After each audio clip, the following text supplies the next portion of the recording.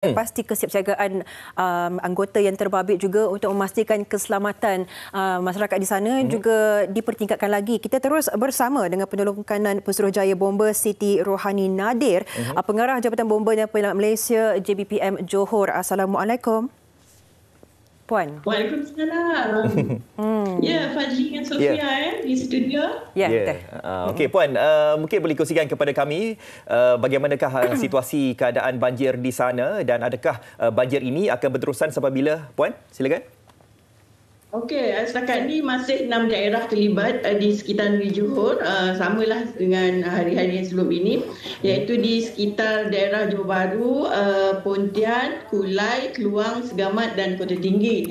Sebenarnya semalam hujan tidak turun, jadi keadaan tu sedikit baguslah, sebab dari segi PPS pun sebenarnya pukul 2 semalam tak silap saya ada 54 PPS, tetapi jumlah tersebut telah berkurang sehingga ke pagi ini jam 8 pagi dimaklumkan ada 49 PPS dengan jumlah penghuni seramai 7,324. Ada berlaku sedikit pengurangan.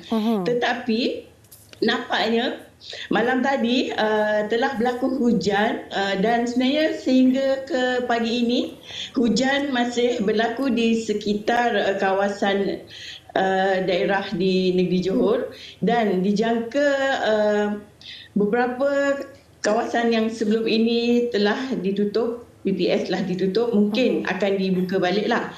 So untuk pagi ini sebenarnya kerja-kerja penyelamatan yang sedang berlangsung sekarang adalah di sekitar Skudai, Tiram dan Tebrau.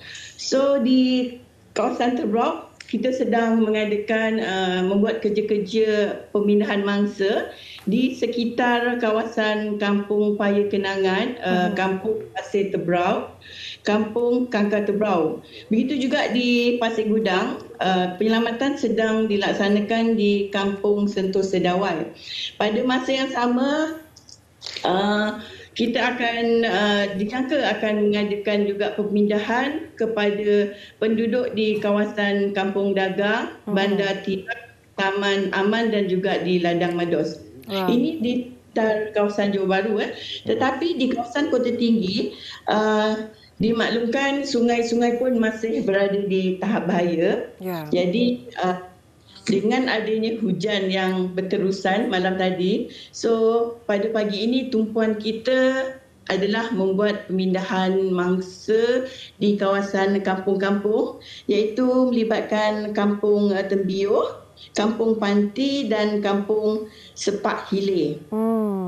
So keadaan saya rasa dari segi banjir tu pada hari ini masih sama seperti yang sebelum ini, dan kita juga masih meneruskan pemantauan di sekitar kawasan terutama di daerah Johor Bahru dan juga di kawasan Kota Tinggi. Ya, faktor kedudukan dan juga daripada sudut geografi kawasan-kawasan daerah ini dalam Johor sendiri yang memberikan sedikit kesukaran untuk melihat apabila berterusannya takat hujan itu. Dan Puan, bila melihat semula kawasan-kawasan telah pun dinaiki air ini dan disebut ada penyelamatan yang diteruskan, adakah pemantauan berterus akan dilakukan di kawasan-kawasan yang telah pun dinaiki air atau bagaimana untuk memastikan tiada siapa yang tertinggal di kawasan-kawasan yang begitu bahaya seperti itu, Puan?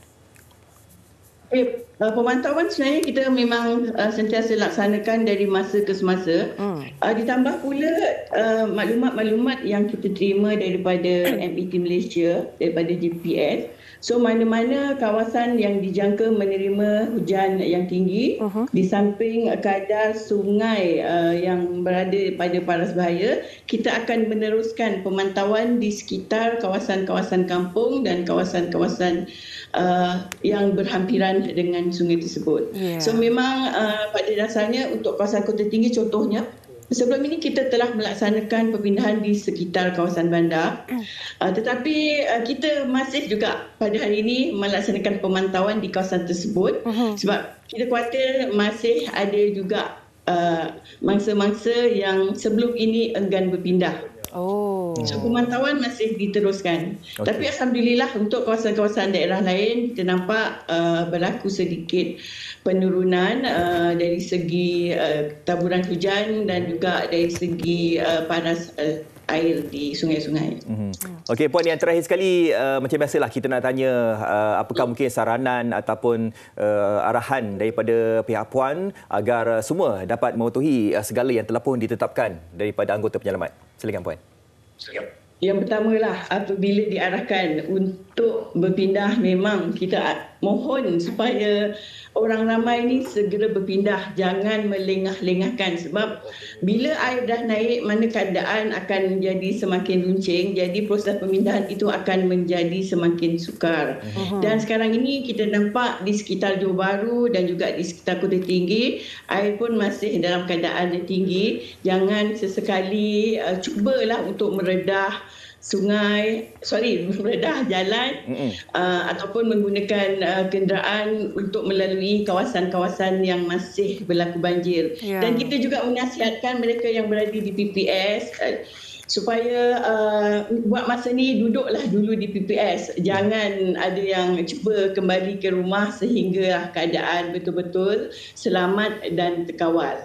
Terima kasih Puan kerana memberikan kita gambaran penuh dan juga nasihat kepada semua yang terjejas di kawasan tersebut. Penolong kanan Pesuruhjaya Bomba Siti Rohani Nadir, Pengarah Jabatan Bomba dan Penyelamat Malaysia Johor. Terima kasih, Puan. Terima kasih, Puan.